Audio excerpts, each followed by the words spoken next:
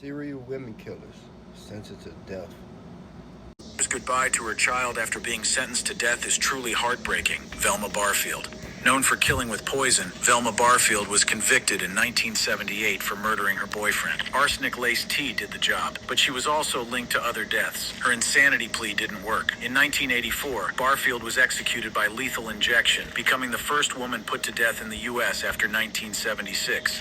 Lisa Montgomery. She strangled a pregnant woman, cut the baby from her body, and tried to claim the child as her own. In 2007, Lisa Montgomery was sentenced to death. Appeals failed despite claims of mental illness. On January 13, 2021, she was executed by lethal injection in Indiana, the first federal execution of a woman in years. Melissa Lucio. Convicted in 2007 for the death of her 2-year-old daughter, Melissa Lucio claimed it was an accident. Her confession came after intense questioning. In 2022, her execution was paused just days before it was set. In 2024, a judge found her innocent, but she still remains on Texas's death row awaiting further court decisions. Krista Pike. She lured a classmate into a remote area, then tortured and killed her in 1995. Just 18 at the time, Krista Pike confessed and got the death sentence. Later, she was caught trying to kill another inmate. She gave birth in prison and remains on death row in Tennessee with appeals still active. Priyanka. In 2024, she drowned 3 of her 4 sons in a river with the help of her lover. Her motive, to clear the way for their relationship. 1 son survived and testified. Priyanka was convicted of murder and on July 10, 2025, sentenced to death. Her lover got life. Christina Riggs.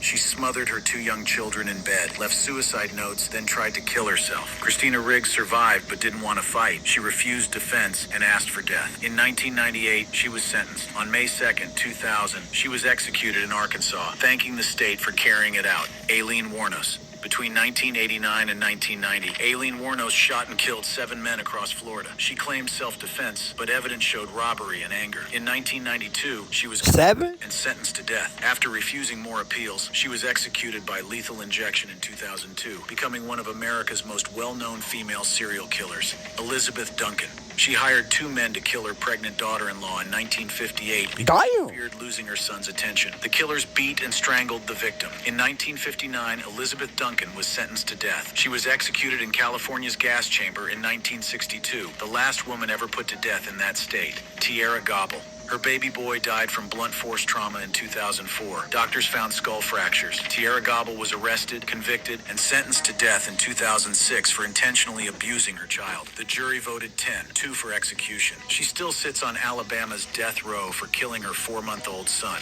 Christy Scott. She set fire to her home in 2008, killing her 6-year-old son while she and another child escaped. The jury wanted life, but the judge overruled them. Christy Scott was sentenced to death in 2009 and remains on death row in Alabama. That's what I'm talking about, Judge. Heather Keaton.